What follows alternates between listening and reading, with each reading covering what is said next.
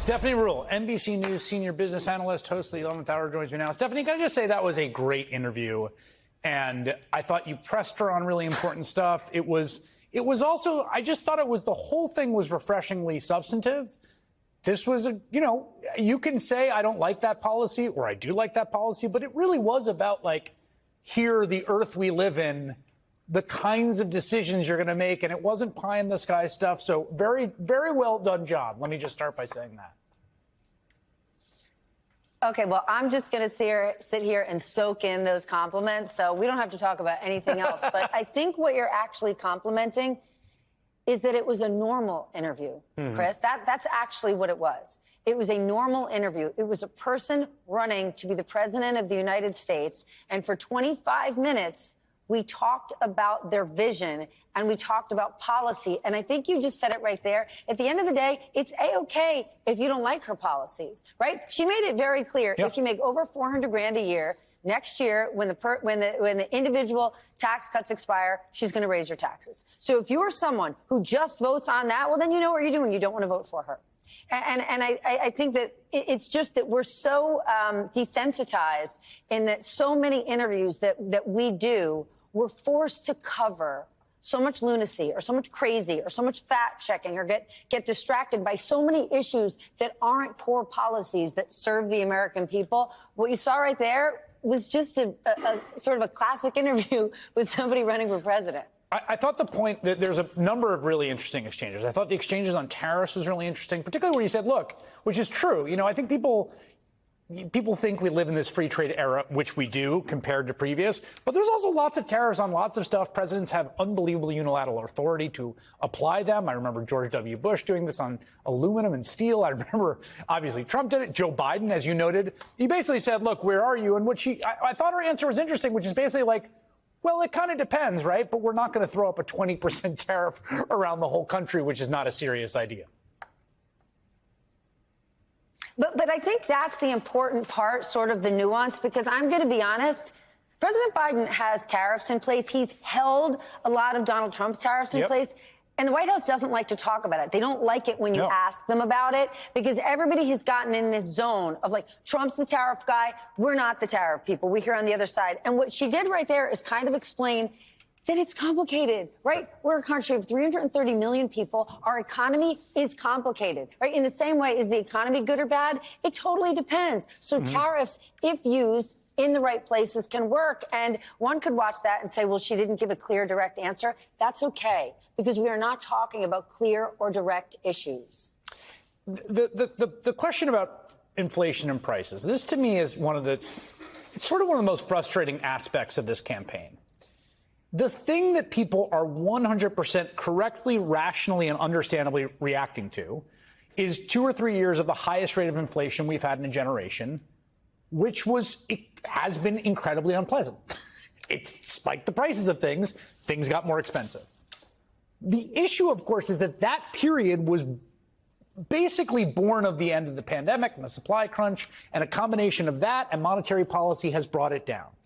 So now you got this weird situation where both major party candidates kind of got to say what they're going to do to bring prices down, even though what everyone's reacting to is an issue that is a little bit in the past. You see what I'm saying? So she's got the price gouging thing, which I thought was a good answer, but in some ways, no one's really talking about the real thing. It is a little bit in the past. And listen, lots of people are angry that grocery stores have made so much money and they shouldn't. And I'm not defending grocery stores, but we should remember when we're we need to put price controls on things. There are tons of businesses that are not high margin businesses. And there are lots of years when those industries are not making a ton of money. But what I find interesting, when she talks about looking into price gouging, people freak out and they're like, look, she's a socialist. I knew she was going to be a socialist. This woman is not a capitalist, and they bug out over it. Donald Trump this week was when I become president, look at the interest rates you're paying on credit cards. I'm going to cap that. There's no way they can do that. He's going full on. A unilateral announcement of a 10% cap on credit card interest rates. Free markets guys. Correct. When I call ride or die capitalists about this, they're like, oh, it's nonsense. He's just talk. But when she says anything that even sniffs like it, they're like, see, she's a socialist nutball. So It's completely crazy, but you've got candidates that are trying to address an issue that has the American people angry, and the American people aren't thinking about what you just mentioned, which is remember where we came from, right. A pandemic. Finally, let me just ask you this. I'm editorializing here, but I feel like the times that I've seen the vice president on her feet, which would be since she became the nominee, which would be, the interview she did at CNN, some of the local interviews she's done, the things she did with Oprah, the debate, the interview with you, she's obviously quite adept. She's quite deft. She's quite fluid. It does seem to me like it would benefit them and benefit the public just at a deep substantive level to talk more about this stuff. I feel like I learned something. Okay, I think that 100%. Because what's crazy is that Donald Trump gets so much credit and has for the last 9 years of the fact that, people have access to him and he says what he thinks and he just lets it rip. But much of what he says either doesn't make sense or it's not true. Yes. She actually was perfectly reasonable. And listen, there's some things she's not giving you a direct answer on because she's a politician. Right. But I agree with you that getting a chance to speak to her, getting for the American people to hear from her more. Right? What do you do with the fact, if you're her campaign, when people hear over and over, I don't really know what her policies are, and they can say, well, look, we have this book and it has 82 pages. I guarantee there are people who watched tonight who went, oh, taxes only increase if you make over 400 grand, because there's all sorts of people like, well, my tax cut's going to run out. Maybe my taxes are going to go up next year. They're not really reading the 82-page plan. And so I think the more, and she doesn't necessarily have to do with us, the more she sits down, I mean, she's a great interview. I sat down with her for 25 minutes. Yeah, go talk. You might not have liked all of her answers, but she had one for every single question. Well, that was great. I learned a lot. Excellent job, my friend. Stephanie Ruhle, thank you. Andrew Ross Sorkin is our expert guest, the co-host, of course, of CNBC's Squawk Box, the New York Times columnist, co-creator of the hit show Billions, speaking of money, author of Too Big to Fail. You really are a great expert for a day like today. Thanks for being here. Thank you for having me. When you hear her walk through those... Long-time viewer, first-time caller. Just want to say. Right. Well, and what a night for you, Andrew, for us to get you. When you hear Harris walk through those plans, both, as I mentioned, speech and the interview, how much of what she's saying to you is economically doable? What should we understand to be the real part versus the poetry of a campaign that it might not all happen? Actually, I have to tell you, I thought there was actually not so much poetry, and I say that in the best sense of the word, which is to say I thought there's been a real critique that we haven't had real meat on the bones, around what her plan is. People said, where is she really on taxes? What is she really planning to do? Does she like business? Does she hate business? I thought this was the first speech where you really saw her lay out the way she thinks about business. And the truth is that the business community has been a little wary of her, not understanding where she's planning to go in all of this. Yeah. And I think that her commentary around saying, I'm a capitalist. She talks about free and fair markets. And that is like a beautiful tune to a certain set of people in the business world who I think were questioning where she really stood. And I think her command of the issues, both in the speech itself, but really actually in the conversation she was having with Stephanie, in terms of what it means to innovate, how much money she's going to ultimately spend to do it. She talks about a number of industries. They're going to spend about $100 million or $100 billion over 10 years to effectively incentivize certain industries. Now, there are going to be people who are going to critique that and say, we don't like industrial policy in this country. But at the same time, she's clearly making a mark in terms of what this is going to all be about. I also think there was a real statement around corporate taxes, which was important because Trump is at 21% right now, or we are at 21%. He wants to take corporate taxes down to 15%. I don't know if most people know this. When Trump was in office the first time, the corporate world wanted the tax rate for corporations to be 25%. They wanted it at 25%. And he took it down to 21%. And now he's saying he wants to take it down to 15%. Yeah, he's more Wall Street than Wall Street. He's more Wall Street than Wall Street. Yeah. So to hear her talk about this, and she wants to bring it up to 28%. But the point is that I think the business community, and that's big business, but it's also small business, I think can say 28%, we can live with that. And not only can we live with it, it can work. The Harris campaign very deliberately is doing this in key states. Yes. You do a speech in PA, more people are going to hear about it in PA than Idaho. And they're hammering this message that she will bring prices down and bring middle-class taxes down. Right. Is that true to you economically? I think it is true insofar as, is she going to bring taxes down meaningfully? That's less clear. Okay. Are they going to go up from here? I don't think they're going up from here at all. Can she create jobs in these places? Absolutely. And in a way, if you think about it, what she's also planning to do is change the cost of things. So the biggest problem we have in this country is housing. The cost of housing is just too damn high, as they say. The rent is too damn high. Right? The rent is too damn high. And so what is she trying to do? She's actually trying to... Would synthetic derivative securities help or hurt that? No, we don't have time for that. But what she's trying to do, and she's pledged, is she is going to invest in housing. That's a big deal. Now, she's also going to be giving some money away to first-time buyers. That's going to help them. There is a little bit of a competition going on, in truth, between her and Trump at the moment of who can give away more money. Yeah. That is definitely happening. All right, so since you mentioned housing, I'm going to show more of her speech. As I mentioned, these are the two things the campaign's doing today. We're covering both of them. This is her speech on housing, and then while you're still here in a moment, I'm going to show even more from the Rule interview. But on housing, here she was. We will cut the red tape that stops homes from being built. I will work with Congress, workers and businesses, cities and states, community groups and local leaders to reform permitting, to cut red tape, and get things moving faster. So I'll handle Congress, you handle the economics. Let's stipulate that all of this, of course, when anything federal is going to depend on who's controls Congress, what they can pass. If they could actually pass her plans, that's the if I'm giving you, how much, again, of that is realistic? Because politically, people hear this, they go, oh, it's an economic speech, and people care about the economy. But are you hearing realism or fantasy on the housing and the benefits? No, that's real. Yeah. No, it's 100% real. Look, if you can cut red tape, that's a real thing. By the way, that's a very Republican thing to say. And the truth is that if you can do some of these things, I mean, that's what's so interesting to me. Both of these candidates, in a way, are, I don't want to say they're merging, but they are, you know, she's tacking more to the center. And frankly, he's trying to take pieces of her campaign away from her at the same time. But no, on the housing front, I think that's a absolutely real and meaningful change. And the question, of course, is how much it's really going to change things. I will say one thing. Yeah. It is true that if you give $25,000 to new home buyers, which is a great thing for those home buyers, it does also have an inflationary effect. Right, which is something the right has pointed out. Which is to say, it's going to cost more to buy a house. That does happen. Now, Trump is pitching tariffs all over the place. Yes. So politically, suddenly, tariffs have gotten a little bit more of a bad rap, or they've gotten to be a politicized issue. Suddenly, people have strong feelings about tariffs because what he attaches himself to. Our colleague made a very fair point that, of course, it's more complicated, and the Biden administration uses tariffs to some degree as well. Yes. So in raising that, we're going to see the rule question, this is new, and the vice president's new response tonight. Right. Let's take a look.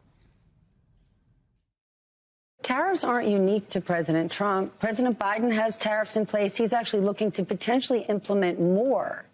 Where do you come out on? Is there a good tariff, a bad tariff? Well, part of it is you don't just throw around the idea of just tariffs across the board, and that's part of the problem with Donald Trump. Frankly, I'm going to, and I say this in all sincerity, he's just not very serious about how he thinks about some of these issues. And one must be serious and have a plan, and a real plan that's not just about some talking point ending in an exclamation at a political rally, but actually putting the thought into what will be the return on the investment and what will be the economic impact on everyday people. Look, tariffs across the board should be labeled taxes. That's what they are. It just means that everything is going to cost more.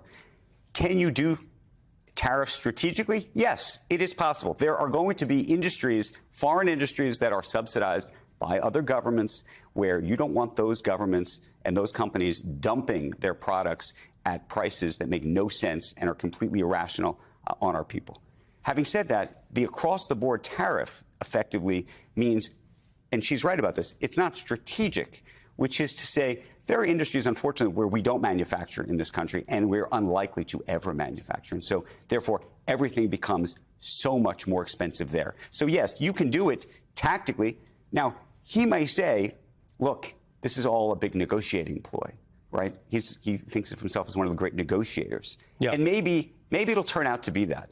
But I think up until we actually see the proof of that, this is a massive tax across the country that's going to cost every American household something on the order of $300 a year, easily. What do your Wall Street sources say? My Wall Street sources say that they are pleased with this speech. They are scared of the chaos that Trump will create. You know what they are? They're scared of waking up in the morning and looking at X/formerly Twitter and seeing either their company or their name in it, and what that means, and the sort of jerking around from side to side of where. I mean, just yesterday, Trump is out there saying that he's going to add a 200% tariff on John Deere, on Deere tractors. Think about that for a second. By the way, how strategic is that? What about all the farmers in America that buy the tractors? That's a massive tax on them. That's what it is. It almost raises the question: does he care about the farmers and coal miners? And that's a fair question. It is a fair, as we say in the business, it's a fair question. Is he thinking about them, or is he thinking about trying to create the manufacturing role? But there's more farmers than folks manufacturing tractors. That's my question, because I have you here. Yeah. We hear about that a lot, and there are some people in the financial community, of course, who've shifted or come out. But most, the shank of the day-to-day Wall Street community seems to be willing to put up with another 4 years of Trump. Is it different in private? Are there other misgivings? I mean, you have to admit, most of these folks, do you think that's overstated? I think there's a psychological thing that happened. I actually think if you talk to most of corporate America, take Wall Street out of it, but corporate America, I think that they were effectively Biden people for a long time. And I think that after the debate with Biden, before she became the nominee, I think I think this is psychological. I think it became a resignation that Trump was going to become the president. And there was a group of people who said, I'm just going to have to live with that. I'm just going to have to get my head around what that is, and I'm going to have to be okay with that. I actually think that in some ways Harris is now having to fight that. Donald Trump continued to demonize migrants, legal migrants, in towns in both Colorado and Ohio. Take a look. Criminal havoc throughout the country. Aurora, Colorado, you saw that, where Venezuelan gangs are taking over real estate. They become real estate developers. How nice? No, they're taking over real estate, and they have weapons that even our military hasn't seen. In Springfield, Ohio, so you have a town of 50,000 people. They have 32,000 migrants put into the town almost overnight. And the people are so nice. You know, they want to be nice. They say, well, the mayor is actually looking for interpreters. He's looking all over for interpreters because they can't understand. The language is totally different. What the hell? I'm sorry. You have to move the people back to the country from which they came. So much wrong in there, Congressman Ryan. We can go through it. For one thing, the mayor of Aurora, Colorado, has come out and say, we arrested 10 gang members. We are not overrun by gangs. Our city has not been taken over. But Donald Trump has latched on to this thing that has taken on a life of its own in certain media circles on the front page of certain newspapers and made it a thing, which brings us to Springfield, Ohio, your home state, and the lie at the very center of everything that's been going on there about Haitian immigrants here legally under temporary protected status, eating cats, eating dogs. They're not, of course, as the mayor and the governor and many others have said before, but that hasn't stopped J.D. Vance and Donald Trump from pushing this and continuing to lean into it. What's your assessment of what's been going on in Springfield and what's happening to the people there? I think it's tragic. I mean, you know, I come from outside of Youngstown, Ohio, old industrial town. Springfield has had hard times. So they're trying to repopulate. They're trying to rebuild. The business owners want these workers. There was no problems. I mean, former Congressman Dave Hobson, Republican, who's from there, represented that area for a long time, said there was zero problem. Were they trying to assimilate? Yes. Do they need issues with housing and health care? Yeah, there are some issues, but a net positive. And the people of the community love these Haitian immigrants who came. I think this is just an indicator, Willie, of just how crass Donald Trump and J.D. Vance are. They don't give a damn about who they use, which bodies they step over in the process to gain power. And I think it's sickening that they would use these These immigrants, all they want to do is scare people. They want to scare us about immigrants. They want to scare everybody about the liberals are coming to get you. The transgender people are coming to get you. World War III is going to happen. The economy is going to collapse. It's so fear-based. I think they're two scared little boys who want everyone else to be scared with them. And what they're doing is how hard is it going to be? I spent 20 years in Congress. Joe, you remember this. So much of your job is economic development. How do you get businesses to come to your congressional district, to your town? Can you imagine a sitting senator in a state absolutely destroying the economic well-being of a community for your own political purposes? Your job is to represent these people. Your job is to stick up for these communities, and you're destroying them. And it's sickening to watch this happen, because I know, and many others watching this program know, how difficult it is after 30, 40, 50 years of globalization, automation, for these communities to kind of try to rebuild. Here they are, successful Republican mayor, working with Republican business people, Democratic workers, immigrant workers, and you go in and you torch the place. I think this is an indicator for most Americans. If you want to look at what the character of these two gentlemen is, and I say that term loosely, if you want to see their character, you're seeing it with this issue. Well, also their ideology, Michael, still. I mean, I said back when I was a Republican, we Republicans, we liked businesses growing. We would not let a made-up culture war get in the way of businesses on the ground. What did we always say? We always said that the best social program was a job, right? And that's what's happening in Springfield. And when you talk to the small business owners there, when you talk to the people there, they will tell you their economy has been revived by legal immigrants coming in, working hard, pursuing the American dream. They're doing, why, this is so radical. Nobody could have seen this coming except, well, everybody. Ronald Reagan, in his farewell speech on January 19th, 1989, he said exactly what people in Springfield are saying, who are those business owners. We are revived. We are made younger. We are on the cutting edge when we have immigrants coming to our country and building on the American dream, chasing the American dream, taking these jobs that a lot of native-born Americans don't want. That's what the business owners are saying there. That's what the factory owners are saying there. And they're saying they work at their stations, they work hard, they grow this business, they grow the economy. That's exactly what they're doing.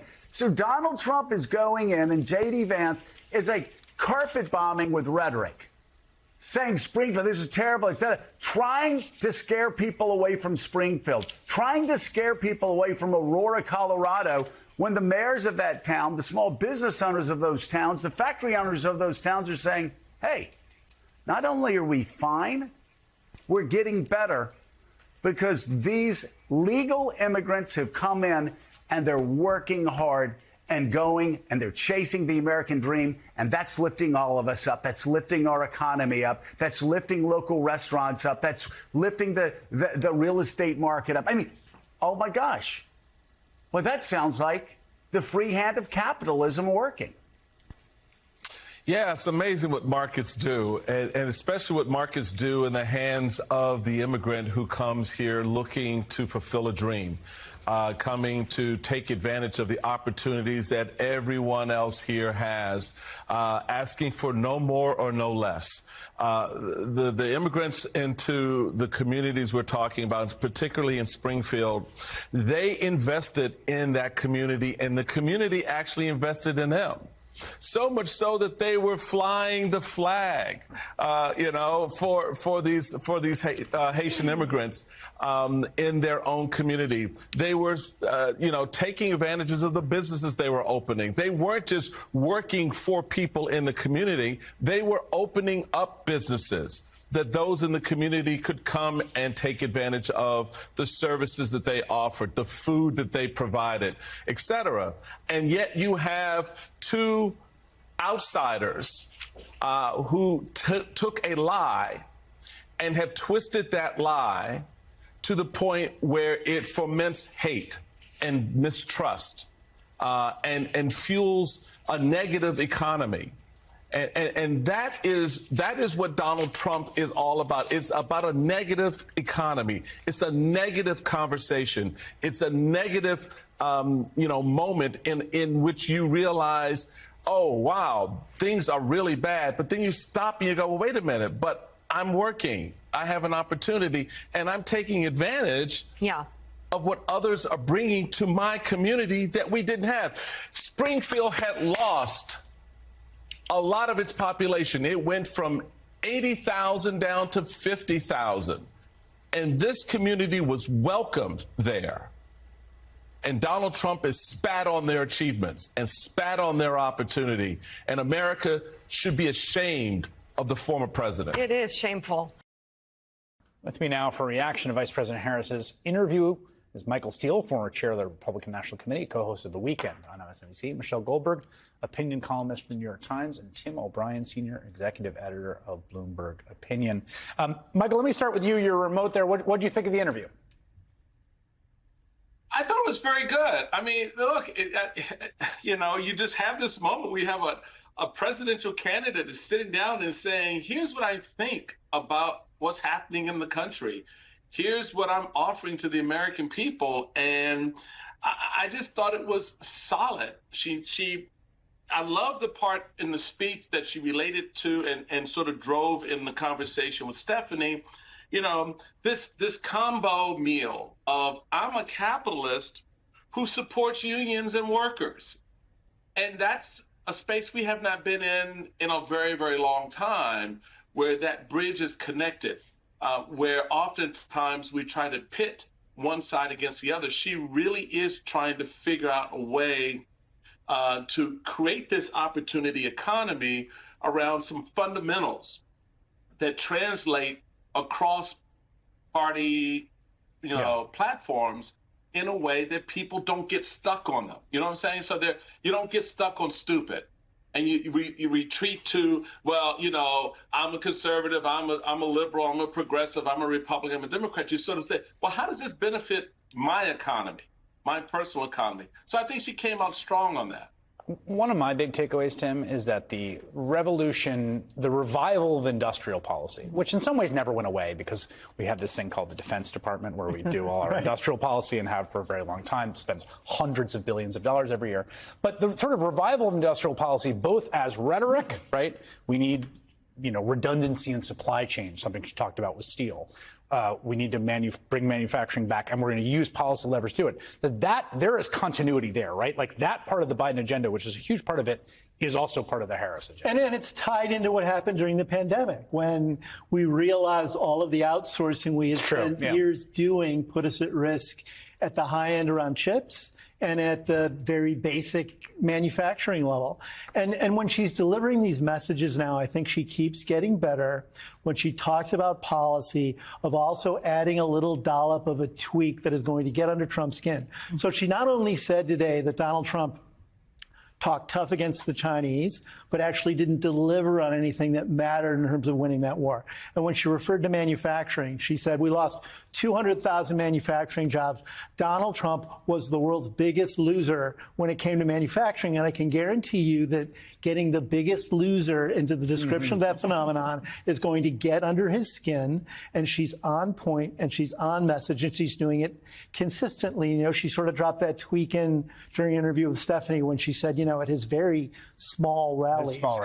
She's not missing these things, but she's also defining herself as a pragmatist. She's saying, I don't want to be ideological about these things. I want to find solutions that help working Americans retain jobs, make more money, improve their lives, embrace opportunity, and it grows the middle class. There's this sort of a term in political discourse around, in polling of generic Democrat, which is like they'll always poll a generic Democrat. And the joke of it is that the generic Democrat always does better than the individual candidate because you can just sort of project whatever you want onto a generic candidate. But then when you have an actual person, then it's harder. That said, part of what I think the success of the Harris campaign has been is sort of running as a generic Democrat. And I mean that in a good way, which is this is kind of meat and potatoes, like center-left Democratic policy that she's enunciating. Well, and that's why one thing that drives why it's driven me so crazy when people say, what does she stand for? What is she going to do? It's been,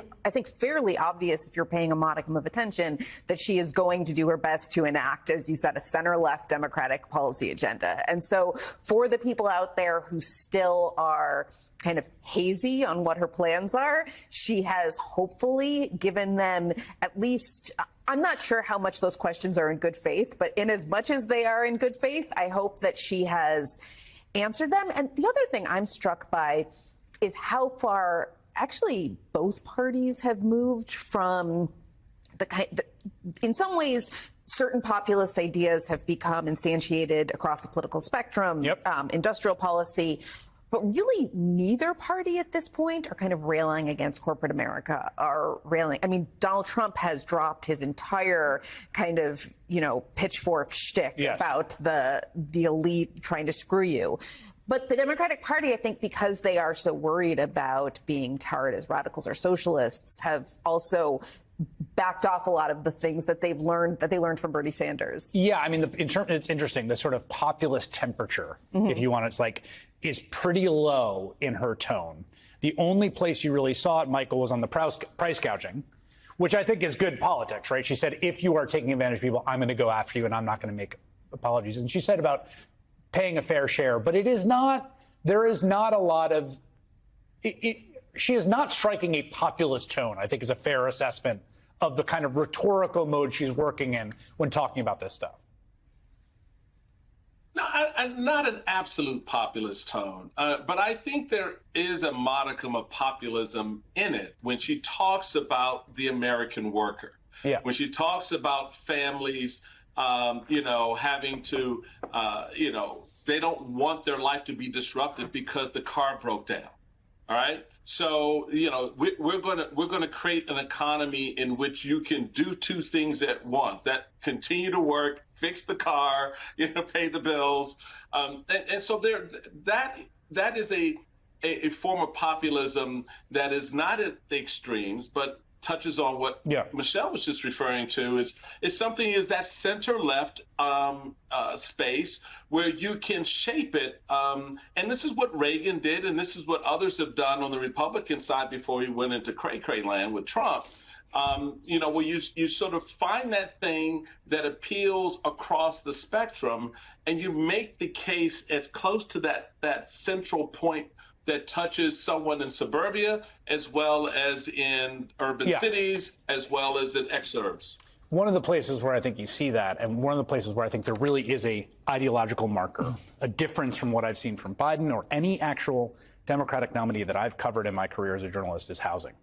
I've never seen housing as central to a domestic policy agenda from a Democrat or in any campaign as I am this one. And you can tell, Tim, when Kamala Harris talks about it, this is a serious commitment. Like they really think we need to bring housing costs down. They really like this idea of new home ownerships, new supply, all that stuff. Because we have to. Absolutely. No, I think the crisis got so bad. And when we talk about the whole the mystery of why inflation has such traction as this sort of red herring, when there's been job growth, there's been wage growth, there's GDP growth. Rent is the killer. It's and because interest rates. it's the real issue is affordability across a range of things, with housing being front and center, and housing being part of the American dream, and people's idea of being able to put down a financial stake in the ground and build wealth and have a home for their family, and they can't get there. And she's a California politician. This is a humongous issue. Who's learned the hard way. And I do think this is the space where, on the substance, on the politics,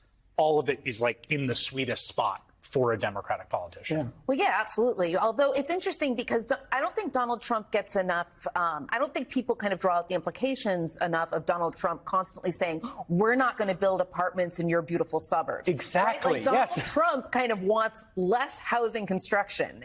And I don't think I think that there's more that Democrats can do to draw out the implications of that for the housing crisis. This is a place where there's a stark policy difference between these two candidates on housing vision. He has more no supply. policy. Well, right, that's the other thing. He's deport migrants. Well, and slap on a tariff, which is actual policy he actually is going to do.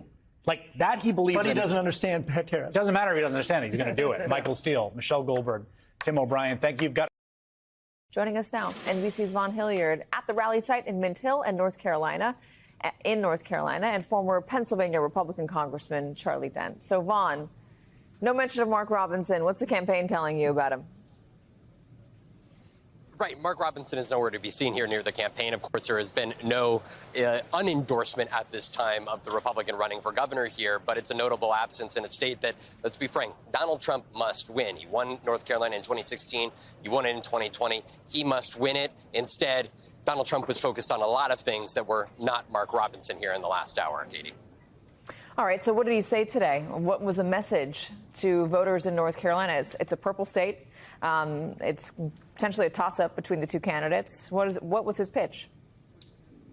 There are actually two massive headlines. You know, oftentimes at these rallies and events, we hear sort of the same lines delivered by Donald Trump. And I'll try to keep this tight for you and the congressman. Number one, on tariffs, Donald Trump explicitly threatened, if he were to be president in 2025, to not only expand by putting on and implementing aggressive tariffs, but also by telling countries that, you know, if you don't play ball with us, then we're going to cut off your ability to send your goods into the United States. And when you're talking about a country like China, which, of course, in his first administration, he went toe-to-toe with in a tit-for-tat tariff war, there is the potential repercussion that we saw play out in his first administration that China, as they did in 2018, 2019, was they put retaliatory tariffs on United States goods that were being exported from here. And after traveling the country, talking to whether it be soybean farmers or lobster farmers or folks that worked in manufacturing companies, there's a great billions of dollars, hundreds of billions of dollars worth of goods that leaves the United States. And there is a potential threat that if Donald Trump were to cut off China's ability to send goods, not only goods that many Americans rely on, it would also close off markets that U.S. companies and farmers rely on overseas in places like China. The second headline was on Vladimir Zelensky. Of course, Donald Trump here, we have learned today, is not going to meet with the Ukrainian president in New York tomorrow, despite suggestions that he would potentially do just that. And Donald Trump here, in the most explicit ways yet, was critical of Zelensky from this podium here behind me. He just, quote, he's making nasty little dispersions toward your favorite president. We continue to give billions of dollars to a man who refuses to make a deal. Zelensky. Donald Trump here today articulated the idea that there is, quote, not enough money in the world to rebuild Ukraine. There have been conversations, Katie, about if Donald Trump wins the presidency again in 2025, would he be committed to providing additional U.S. financial support to Ukraine? And in the most direct way we have heard from Donald Trump's mouth yet here, he from this podium suggested in North Carolina today that the U.S. should take a serious look at no longer sending money, and a very skeptical eye on Zelensky himself, calling him the greatest salesman here. This could have far-reaching implications, as he says that he wants to broker a deal. Well, there's the suggestion here today that Ukraine, as part of the deal, should potentially cede land that Russia has already acquired here at this point. Just a yes or no on this, Vaughn. Was he asked about this, or did he just start talking about it while he was giving his economic speech, his manufacturing speech? No, at the end of his remarks, he went off teleprompter and went on nearly a 7-8 minute riff here about Ukraine and President Zelensky, who we should note was yesterday there at the UN General Assembly for Joe Biden's speech. Of course, he was in Pennsylvania earlier this week with Josh Shapiro. So I asked about that because, you know, he keeps going to make, Charlie, these specific policy speeches, but instead of the big headline about the policy coming out of these speeches, the big headline is often about something else. This time it'll be what he's saying about Zelensky, making it pretty clear about what he wants to do or what he wants to potentially give to Vladimir Putin if he were back in office. But let me focus on the economy, because that is where the polls we see are tightening between Kamala Harris and Donald Trump. He still maintains the lead, but there's a new Fox News poll that shows her just 5 points behind, when I think President Biden was like 15 points behind back in March. On economics, why do Republican voters, or those who like Donald Trump, still see him as better on the economy? He's talking about these tariffs. Vaughn just outlined all of the ways in which U.S. producers might suffer from this, not to mention American consumers on goods that they're trying to get from out of this country. Why do folks still give Republicans and Donald Trump so much credit on the economy? Well, traditionally, Republicans, I think, have enjoyed a better rating from voters on matters as it relates to business and the economy because of lower taxes and a lighter regulatory touch. And I think that's been with them. But there's a real incoherence, though, to Donald Trump's economic message. Here he is insisting that countries invest in manufacturing in the United States, while at the same time, he's for blowing up a deal, Nippon U.S. Steel. Nippon Steel wants to buy U.S. Steel to invest in steel making in western Pennsylvania, and he's against it. Private sector investment. On the one hand, he's telling voters, telling these countries, you better invest in manufacturing in the U.S., while on the other hand, he's telling an ally like Japan, don't you dare invest in the United States to help us make steel better. And by the way, Biden and Harris are at the same place where Trump is on that one. So there's an incoherence to his arguments. His tariff conversation is, I think, is just so destructive. It will lead to greater inflation. It will lead to all sorts of retaliatory steps by those who are going to be hit with the tariffs. He doesn't distinguish between friend and foe when it comes to tariffs too often, and it's just an enormous economic mistake. I'm sure that you know this better than I do, but what I found when I was often on the road talking to voters was this feeling, and this feels like old hat, but that they've been left behind, that the globalization and manufacturing being sent overseas made their lives harder. No more factory towns. The middle class got decimated. And Donald Trump comes in and he says, don't worry, I know how to fix this, and here's how I'll use tariffs. Does he have to deliver on that? Is it as easy to build things back better, to use Biden's term, here in the United States? Look, I'm from a steel town. I'm from the Lehigh Valley of Pennsylvania, Allentown, Bethlehem. My dad was at Bethlehem Steel for 30 years. We cannot simply provide more subsidies than the Chinese and tariffs. And by the way, for every tariff that we impose on whatever the industry is, we end up killing more manufacturing jobs than we save in the industry that we are trying to protect. So if we think we're going to bring back manufacturing through tariffs, we're smoking too much weed or something. It's not going to work. It never works. It will actually stifle growth. We went through protectionist eras in the 1930s. We ran trade surpluses, but we had unemployment of over 20%. So bottom line is what he is pushing here as an economic policy will not bring back manufacturing. It will actually make matters worse, and it will harm a lot of manufacturers who rely on imports for their inputs to make products here in America. Charlie Dent, you were great on this subject. Thank you very much for joining us. Von Hilliard, you too.